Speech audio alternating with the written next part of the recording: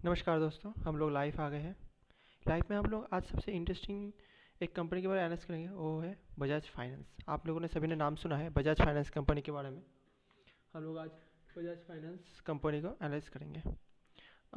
अभी सभी इंफॉर्मेशन के हिसाब से न्यूज़ आ रही है कि बजाज फाइनेंस बहुत गिर रहा है और बाकी और भी गिरने के चांसेस है, 1600 से जा सकता है। बहुत जगह पे ऐसे न्यूज़ आ रहे हैं, तो ऐसे एनालाइज करके देखते हैं बजाज फाइनेंस का असली जो प्राइस है कितना प्राइस तक जा सकता है, प्लस का फंडामेंटल एनालिस।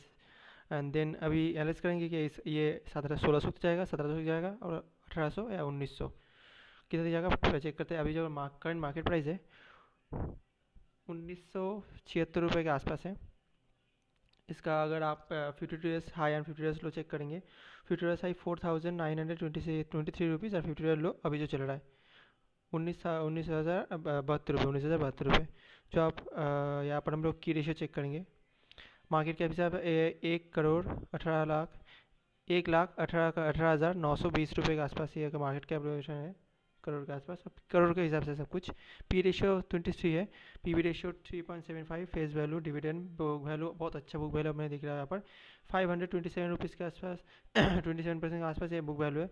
एंड ऑपरेटिंग रिवेन्यू आप देख पा रहे हैं, ऑपरेटिंग रिवेन्यू 17,000 करोड़ के आसपास ऑपरेटिंग रिवेन्यू है। उसके हिसाब से नेट प्रॉफिट जब बहुत ही कम आ रहा है, बीच में बहुत सारे लोगों को इंटरेस्ट पेमेंट करना पड़ता है और बहुत से लोगों को कमर्शियल करना पड़ता है, इसलिए थोड़ा इंटरेस्ट जो नेट प्रॉफिट है बहुत कम हो रहा है। 3,890 रुपीज़ के आसपास इसका जो ऑपरेटिंग नेट प्रॉफिट है आ रहा है। बाकी यहाँ पर प्रोमोटर होल्डिंग चेक करेंगे, 56% के आसपास प्रोमोटर होल्डिंग है। नेगोशिएबल है, बहुत ही अच्छा प्रोमोटर होल्डिंग है। ई पी एस जो देख रहे हैं, ई पी एस बहुत ही अच्छा 84 रुपीज़ का पर शेयर के हिसाब से आपको ई पी एस मिल रहा है। फाइनेंस सेक्टर में इतना अच्छा ई पी एस मिला बहुत ही कम नेगोशिएबल है। अगर आप चेक कर लीजिए बाकी कंपनी के हिसाब से, जो एक ही कंपनी जो मुथूट फाइनेंस के छोड़ को बाकी सभी कंपनी में ई पी एस बहुत ही आपको कम मिलेंगे। सेल्स ग्रोथ जो है 37% के आसपास सेल ग्रोथ है। R O E and R O C, यहाँ पर हम लोग आर ओ ही नहीं चेक करेंगे, आर ओ सी चेक करेंगे, क्योंकि डेट फाइनेंस सेक्टर में डेट वाला कंपनी है, इसलिए हम आर ओ सी चेक करेंगे। आप देख पा रहे 14.69% के आसपास आर ओ सी मिल रहा है आपको, थोड़ा ठीक ही है कंपनी की तरफ से। प्रॉफिट ग्रोथ अब 56% का प्रॉफिट ग्रोथ है, प्रॉफिट ग्रोथ बहुत ही अच्छा दिख रहा है। बाकी अगले साल की जैसे प्रॉफिट जो ग्रोथ है इस कंपनी के बजाज फाइनेंस का जो है ये ग्रोथ पोटेंशियल हिसाब से बहुत ही अच्छा कंपनी है। इस टाइम जब प्रॉफिट ग्रोथ रेवेन्यू ग्रोथ अपना दिखा है उस हिसाब से ये एक्सपेंसिव में ट्रेड करता है। बाकी आप देख पा रहे हैं यहाँ पे बिल एसेस, एंड हम लोग यहाँ पर चेक करेंगे। लास्ट हम लोग जाएंगे चार्ट पे। चार्ट हम लोग यहाँ पर से चेक करेंगे, हम लोग टिकर पे जाएंगे। टिकर पे हम लोग चार्ट चेक करेंगे। यहाँ पर हम लोग जो इन्फॉर्मेशन है आप देख पा रहे हैं, वन डे के हिसाब से वन डे में जो इसका ओपन हुआ था हाई 2,113 रुपीज़ के आसपास ओपन हुआ था, उसके बाद कॉन्टिन्यूसली इसमें गिरावट दिखा था। मॉर्निंग के ओपन का वो हाई था एंड उसका ये open and price and high price same था। उसके बाद लो जो है, लो इसने बनाया था मार्केट खत्म होने के थोड़ी देर पहले ही 1,970 रुपये के आसपास इसका मार्केट में लो बनाया था। उसका जो एक दिन में इसका 9% के आसपास गिरावट था। हम चेक करेंगे उसका जो मंथली हिसाब से कितना गिरावट आ रहा है। वन वीक में इसका जो गिरावट है 14% के आसपास गिरावट है। एक मंथ में 19% के आसपास गिरावट है। वन ईयर में 35% के आसपास गिरावट है। मार्केट ने बहुत ज़्यादा इसको पीटा है, मतलब बहुत ज़्यादा गिरा है बजाज फाइनेंस, क्योंकि बहुत एक्सपेंसिव में ट्रेड कर रहा था। इसलिए जो कंपनी जब मार्केट में स्लो डाउन आता है, मार्केट में कुछ गिरावट आता है, तो ज़्यादातर बड़े बड़े जो कंपनी होते हैं मार्केट कैप जो लार्ज कैप कंपनी होते हैं बहुत एक्सपेंसिव में ट्रेड करता है। जैसे हम लोग कुछ एग्जांपल लेके चलते हैं, H D F C bank, और एग्जांपल लेके चलते ज़्यादातर जो कंपनी होते हैं वो लोग ज़्यादा एक्सपेंसिव जो ट्रेड करता है वो लोग गिरते हैं। जैसे H D F C, A M C, जैसे इन्फो एज, जैसे आई सी आई सी बैंक, ऐसे जो कंपनी एक्सपेंसिव में ट्रेड कर रहा था वो लोग फटाफट गिर गए और अपने करेक्शन की वजह से बहुत नीचे आ गए। आप देख पा रहे हैं H D F C Bajaj Finance bank, Bajaj Finance जो है वो 35% के आसपास ट्रेड कर रहा था, 35 रिटर्न आ रहा है। उसके बाद 5% जो है 5 ईयर के हिसाब से आपका बहुत अच्छा रिटर्न दिख रहा है, क्योंकि कंपनी ने कॉन्टिन्यूसली 2015 के आसपास से ग्रो करना स्टार्ट किया था। जो लोगों ने 2015 में अपना पैसे लगाए थे उन लोगों का जो यहाँ पर आप चेक करें तो मार्केट गिर चुका है। मार्केट अभी 2018-13 जनवरी के आसपास इसका मार्केट प्राइस आ गया है, और भी नीचे है असल में। मार्केट का जो अभी करंट प्राइस हिसाब से चल रहा है 2018 अप्रैल के आसपास इसका प्राइस चल रहा है अभी जो प्राइस है। बाकी इसका जो पीक पॉइंट था, पीक पॉइंट जनवरी के मास में आसपास था, फरवरी के टाइम में मार्केट ने अपना पीक पकड़ा था, वहाँ पर इसने बजाज फाइनेंस का अपना पीक पकड़ा था। उधर 5 मैक्स कर देंगे, मैक्स के हिसाब देखेंगे कितना रिटर्न आ रहा है कंपनी का। आप देख के हैरान हो जाएंगे इसका जो रिटर्न है। आप अगर बजाज फाइनेंस से बहुत पहले से रहते तो आपका जो रिटर्न आता 47,000 43,780 84% आपको रिटर्न मिलता है। मतलब अगर आप 1 लाख रुपए लगाते तो आपका पैसे 43 लाख हो जाते, 43 लाख रुपए हो जाते। 1 लाख रुपए लगाते हैं तो 43 लाख रुपए हो जाते आपके। उसके बाद हम लोग चेक करेंगे, हम लोगों ने यहाँ पर चेक किया की रेशियो, जो हम लोग सेक्टर की रेशियो एंड पी के रेशियो को चेक करेंगे, क्योंकि देखेंगे जिस सेक्टर के हिसाब से अंडर वैल्यूड है, ओवर वैल्यूड है। सेक्टर पी रेशियो के हिसाब से आप देख पा रहे हैं जी, अभी ये थोड़ा थोड़ा बहुत ओवर वैल्यूड अभी भी दिख रहा है, क्योंकि इसका जो मार्केट में इसका जो सबसे इस मार्केट लीडर है, इसलिए इसका जो मार्केट सेक्टर में इसका होल्डिंग सबसे ज़्यादा है, इसलिए इसका जो पी रेशियो गिरेगा बाकी सेक्टर का पी रेशियो भी गिरेगा। इसलिए इसका जो पी रेशियो के हिसाब से आपको अगर सेक्टर पी रेशियो लेवल में लेना चाहते हैं, बहुत ही कम चांसेस होंगे आपको ये सेक्टर के पी रेशियो के हिसाब से लेवल में मिलेगा। अगर पूरा सेक्टर डूबे, मतलब से ये बजाज फाइनेंस को छोड़ के बाकी सब कंपनी एकदम निगोशिएबल हिसाब से चले जाए, मतलब एकदम लोएस्ट प्राइस अंडर वैल्यूड हो जाए, तब इसका सेक्टर पी रेशियो इसका पी रेशियो हिसाब से आएगा। बहुत मतलब बजाज फाइनेंस को बहुत ही पीटना पड़ेगा सेक्टर के हिसाब से, जो बहुत ही कम होगा, क्योंकि मार्केट लीडर है, इसको ज़्यादा गिने नहीं देंगे। अगर अभी आप सोच रहे ये 1600 तक जाएगा, उसका आप बाय करेंगे, तो सबसे बड़ी चीज़ है ये 1600 तक ट्रेड करेगा ही नहीं। अगर 1600 में टच भी किया तो बहुत ज़्यादा वहाँ पर रहेगा नहीं, हार्डली 1 दिन से 2 दिन वहाँ पर रहेगा। अभी आप उस टाइम में इंटरेस्ट होंगे तो ठीक है, बाकी हम लोग ज़्यादा देखते हैं जब प्राइस बहुत नीचे जाता है तो जो स्टॉक मार्केट में जो रिटेल इन्वेस्टर होते हैं बहुत पैनिक हो जाते हैं। वो लोग इन्वेस्टर सोचते हैं नहीं और भी गिर सकता है, 1600 आ गया तो सोचते 1500 1400 भी जा सकते हैं, थोड़ा वेट करते देखते कितना जाता है। ऐसे देखते देखते वो 1600 छू के 1700 छू के वो लोग फिर से निकल के 2000 रुपये के आसपास आ जाते हैं। उसको रिटेल में से सर पे के बैठ जाते, सोचते क्या हुआ, हाथ से निकल गया स्टॉक एकदम। वैसे ही और भी मैं बोलूँगा यहाँ पर। बाकी यहाँ पर हम लोग कॉम्पिटेटर चेक करेंगे। कॉम्पिटेटर हिसाब से मुथूट फाइनेंस का जो देख रहे हैं 1 ईयर की रिटर्न बहुत अच्छा रहा है, क्योंकि मुथूट फाइनेंस जो है वो गोल्ड सेगमेंट में गोल्ड सेगमेंट में अपना फाइनेंशियल चलाता है। उसको आपको पैसे लेना है तो आपको गोल्ड गिव रखना पड़ता है, उनको देना पड़ता है गोल्ड, उसी हिसाब से वो पैसे देते हैं। इसलिए वो लोग जो गोल्ड का प्राइस बढ़ रहा है, इसलिए थोड़ा बहुत मार्केट में उसका बाइंग अपॉर्चुनिटी मिल रहा है। सभी मुथूट फाइनेंस में इंटरेस्ट दिखा रहे हैं। हम लोग जाएंगे फाइनेंशियल ट्रेड में। यहाँ पर आपको बार दिख रहा है ये revenue growth and profit growth.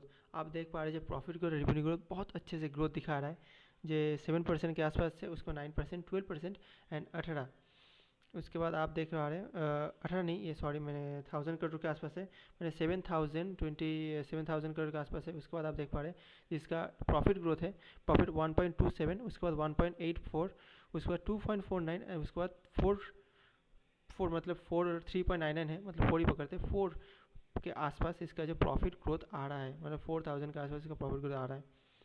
हम लोग चेक करेंगे जो प्रोमोटर होल्डिंग्स कैसा है। प्रोमोटर होल्डिंग्स सेकंड में इसका कितना कितना होल्डिंग दिखा है, मैं चेक करूँगा। दिसंबर 2019 का जो प्रोमोटर होल्डिंग है 56% के आसपास प्रोमोटर होल्डिंग है। उसका म्यूचुअल फंड का होल्डिंग आप देख पा रहे हैं, domestic investor, fund portfolio investor and other priorities में आप आते हैं रिटेल इन्वेस्टर। चेक करेंगे इसका जो होल्डिंग है 2019 जून मास में इसका कितना होल्डिंग लिया है, उसके बाद कितना कितना होल्डिंग उसने बढ़ा है, हम लोग चेक करेंगे। उसके बाद हम लोग चेक करके देख पा रहे हैं यहाँ पर जे domestic investor and mutual fund investor थोड़ा बहुत इंटरेस्ट दिखा रहे हैं एंड रिटेल इन्वेस्टर बहुत इंटरेस्ट दिखा रहे हैं। उसके बाद हम लोग नॉर्मल के साथ चेक करेंगे। नॉर्मल चेक करके पा रहे हैं जब म्यूचुअल फंड के हिसाब से प्रोमोटर अपने होल्डिंग डिवर्सिफाई किया है, प्रोमोटर अपने होल्डिंग थोड़ा बहुत कम किया है 2% के आसपास। यहाँ पर अभी 2% वापस और रिटेल इन्वेस्टर ने स्टेक कम किया है। बाकी mutual fund, domestic investor, mutual fund investor and foreign institute investor तीनों ने अपना स्टेक बढ़ा है 1% के आसपास हर किसी ने, देख पा रहे हैं हर किसी ने थोड़ा बहुत पेमेंट बढ़ा है। बाकी यहाँ पर प्रोमोटर होल्डिंग थोड़ा बहुत कम हुआ है। उसका हम चेक करेंगे दिसंबर के हिसाब से। दिसंबर में फिर से चेक कर पा रहे हैं जो यहाँ पर से domestic investor, mutual fund investor ने थोड़ा बहुत स्टेक अपने बढ़ाया है। बाकी यहाँ पर नेगेटिविटी थोड़ा बहुत दिख रहा है जो 2% के आसपास प्रोमोटर ने अपने होल्डिंग कम किया है। किंतु आप देख पाए 2018 के आसपास उसने प्रोमोटर होल्डिंग फिर से जून मास में अपना प्रोमोटर होल्डिंग थोड़ा बढ़ाया था, 58% के आसपास लिया था, उसके बाद फिर से नवंबर में कम कर दिया। हम लोग यहाँ से बाउंस करेंगे।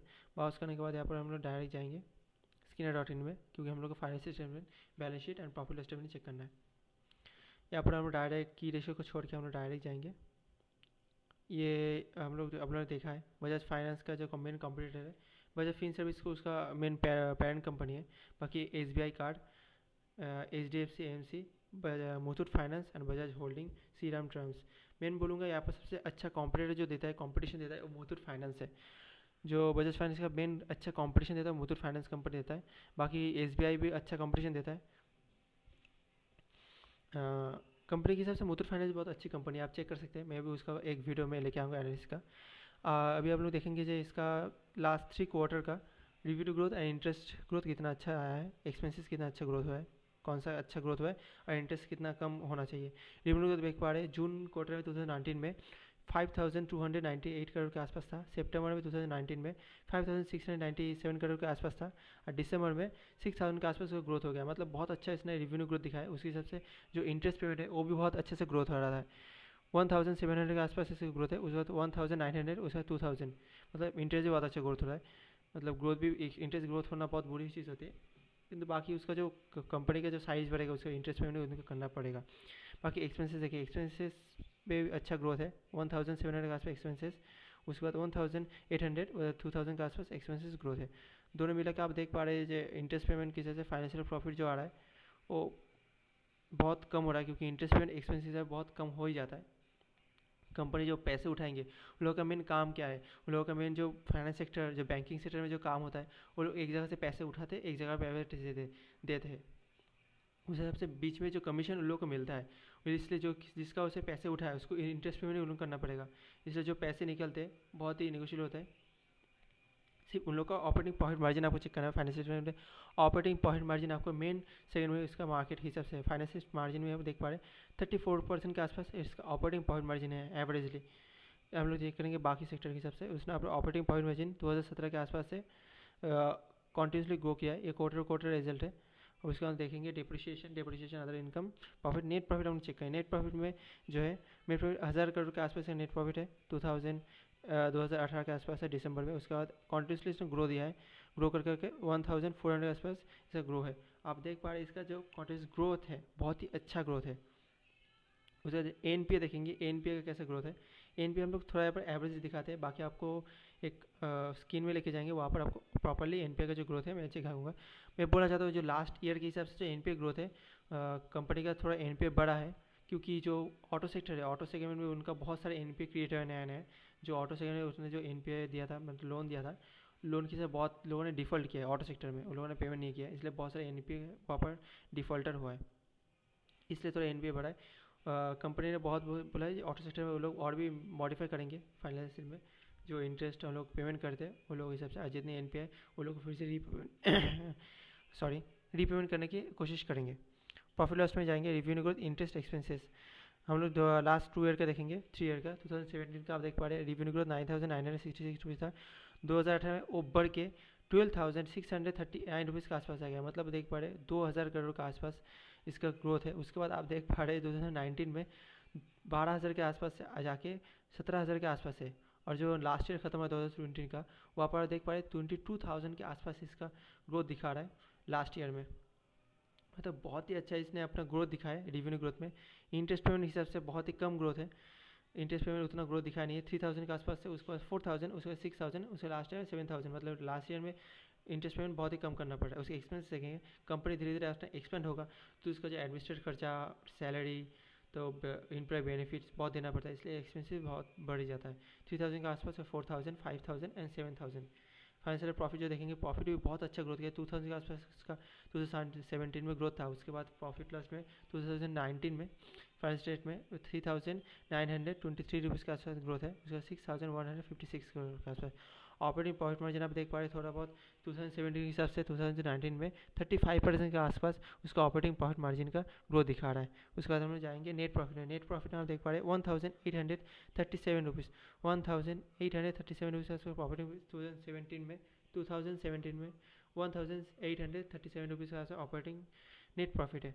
उसके बाद 2484 रुपीज़, उसके बाद 3890 रुपीज़, और लास्ट ईयर में 5100 के आसपास अपना ग्रोथ दिखा रहा है। अभी यह क्वार्टर टू क्वार्टर रिजल्ट निकला है लास्ट वाला, उसके बाद इसका जो टोटल आया है वो आप लोग दिखा है। एवरेजली मुझे इतना लग रहा है 6000 के आसपास इसका आएगा। डायरेक्ट हम लोग जाएंगे, हम लोग यहाँ पर चेक करेंगे कॉम्पाउंडिंग सेल्स ग्रोथ कितना अच्छा दिखा है। कंपनी ने बहुत ही अच्छा कॉम्पाउंडिंग सेल्स ग्रोथ दिखा है। 10,000, उसके बाद 5,000, 3,000 आप लोग देख पा रहे मतलब 10 years, 5 years and 3 years. Compounding growth में 40% के आसपास 10 ईयर्स में एवरेजली ग्रोथ दिया है। मतलब 10 साल के अंदर इसने एवरेजली 40% के हिसाब से ग्रोथ दिया है। तो इसका जो प्राइस इतना अच्छा ग्रोथ हुआ है, ये नेगोशिएबल है, मतलब जो प्राइस हिसाब से इसने कंपनी जितना ग्रोथ दिखाए उस हिसाब से प्राइस भी इसका ग्रो हुआ है। मैं बोलूँगा कंपनी के हिसाब से उतना ओवरवैल्यूड अभी जो है कंपनी का प्राइस 1900, मैं बोलूँगा ये ओवरवैल्यूड है नहीं। आप जल्दी से ग्रैब कर लीजिए। हाँ, कंपनी बहुत भी गिर सकता है। हाँ, कंपनी अभी 1900 में चल रहा है, फिर से वो 1700 में आ सकता है, 1600 में आ सकता है, आ ही सकता है, क्योंकि स्लो डाउन चल रहा है, जीडीपी ग्रोथ गिर गया है। बाकी बहुत सारे और भी डिफॉल्टर हो सकते हैं, बाकी और भी सेकेंड में डिफॉल्टर हो सकते हैं, इसलिए बहुत सारे और भी एनपीए हो सकता है। क्योंकि मैं बोलूँगा कंपनी जितना अच्छा ग्रोथ दिखा है उस हिसाब से अभी जो 1900 में ट्रेड हो रहा है ये बहुत ही चीपर प्राइस है। हाँ, ये बहुत ही चीपर प्राइस है। अभी मैं बोलूँगा एक साथ अभी टोटल अमाउंट इन्वेस्ट मत कीजिए। एक साथ आप सोच रहे बहुत सारे अमाउंट आप डाल देंगे, एक साथ आप 19 शेयर, अगर आपको 100 शेयर लेने हैं, 100 शेयर्स टोटल, आपको अगर 100 शेयर्स लेने हैं तो अभी आपको 5 शेयर उठाना है 1900 में। हाँ, 5 शेयर, टोटल 5 शेयर अभी उठाना है 1900 के प्राइस में। 1970 पे आप आ रहे हैं, अगर आप कल मार्केट खोले यहाँ पर ही ट्रेड करें तो मैं आपको 5 शेयर उठाने का मैं ताल्लुक दूंगा। अगर 100 शेयर उठा रहे तो उतना 100 शेयर उठाने का बहुत सारा कैपेबिलिटी होता नहीं है बहुत सारे इन्वेस्टर का। मैं वो 20 शेयर आप उठाएंगे तो मैं बोलूँगा फर्स्ट टाइम आप 2 शेयर उठे। हाँ, 2 शेयर, 2 शेयर खरीदे 1970 पे। उसके बाद अगर 1900 में आए तो फिर से आप 2 शेयर से कंपाउंडिंग टेक्निक में थोड़ा बढ़ाए, 4 शेयर खरीदे, 4 शेयर खरीदे। टोटल आपके पास 2 शेयर से 4 शेयर आपका 6 शेयर हो जाएंगे। 1900 से गिर गया फिर से, क्योंकि इतना कॉन्टिन्यूसली गिरावट दिखाया है, फिर से गिर गया, ये 1800 पे आ गया, 1850 के आसपास आ गया, फिर से आप 4 शेयर खरीद लीजिए। उसके बाद 1800 गिर के फिर से 1800 पे आ गया, उसके बाद आप फिर से 1800, मतलब बहुत अच्छा चीपर प्राइस है। यहाँ पर मैं बोलूँगा ये 6 शेयर खरीद लीजिए। 1800 के फिर से और भी गिर गया, ये 1700 पे आ गया, 1700 से आप फिर से उसमें बाइंग कीजिए, 7 शेयर से 8 शेयर बाइंग कीजिए लीजिए। उसके बाद 1600 में आ गया। हाँ, ये चीपर प्राइस में 1600 में आ गया कंपनी, तो एक अच्छा खासा लॉट उठा लीजिए उस टाइम में। उस टाइम में आप, मैं बोलूँगा वहाँ पर अगर आपके पास पैसे हो तो मैं बोलूँगा 10 से 15 लॉट उठा लीजिए। मैंने 1700, मैंने बहुत ज़्यादा लॉट उठाने की कोशिश किया। मेरे बहुत सारे क्लाइंट हैं जो लोग बजाज फाइनेंस उठाने के लिए बोल रहे थे, इसलिए मैंने उन लोगों के लिए उठा के दिया है, क्योंकि मैं उन लोगों का पूरा पोर्टफोलियो मैनेज करता हूँ। बहुत लोगों का बहुत ज़्यादा कंफर्टेबल उठाया, मैंने 16 से उठाए, 1970 के आसपास मैंने 16 से उठाए। उसे मैंने और भी शेयर उठाऊंगा बाद में टाइम में। यानी कि ऐसे थोड़ा थोड़ा करके लॉट खरीदिए।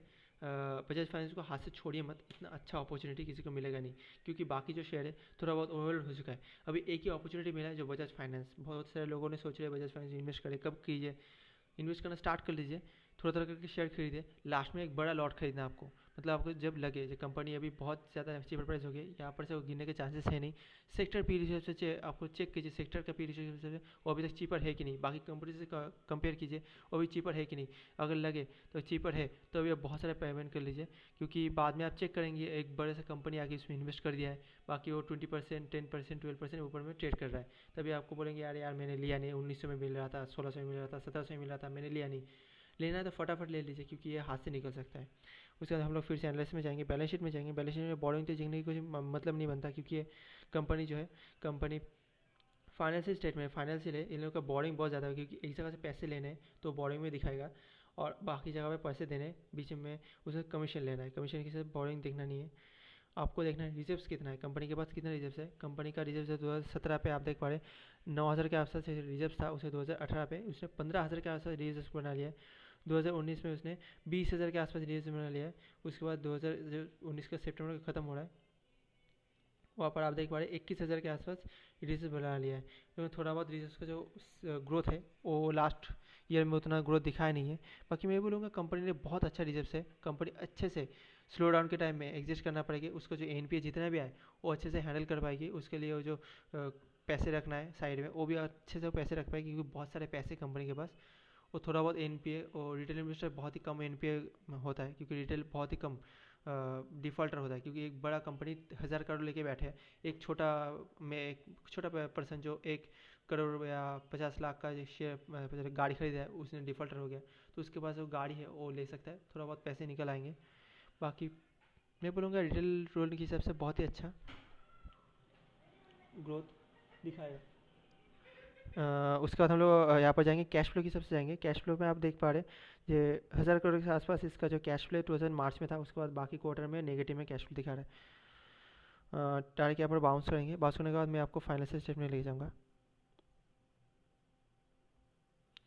जो मेन इसका बजाज फिन सर्विस का जो है, बजाज फिन सर्विस का मेनली अंडर में ये बजाज फाइनेंस कंपनी आता है। बजाज फाइनेंस के अंडर में Bajaj housing finance limited company आता है। हम लोग यहाँ पर ज़्यादा कुछ चेक नहीं करेंगे, बहुत यहाँ पर इन्फॉर्मेशन है। इन्फॉर्मेशन से मेनली हम जाएंगे सेगमेंट के हिसाब से, बिजनेस सेगमेंट कितने सारे। बजाज फाइनेंस का जो मेन बिजनेस सेगमेंट है, commercial business segment, SME and consumer and rural. Commercial business segment में हम लोग देख पा रहे हैं जो बड़े बड़े लोन होते हैं, मतलब कोई कंपनी को अच्छा खासा लोन चाहिए तो कमर्शियल लोन में आता है। उसका कंज्यूमर जो है, कंज्यूमर आप लोग जो छोटे मोटे लोन होते हैं, जो फ़ोन के लिए, गाड़ी के लिए छोटे छोटे लोन होते हैं, उस सेगमेंट में कमर्शियल कंज्यूमर लोन होता है।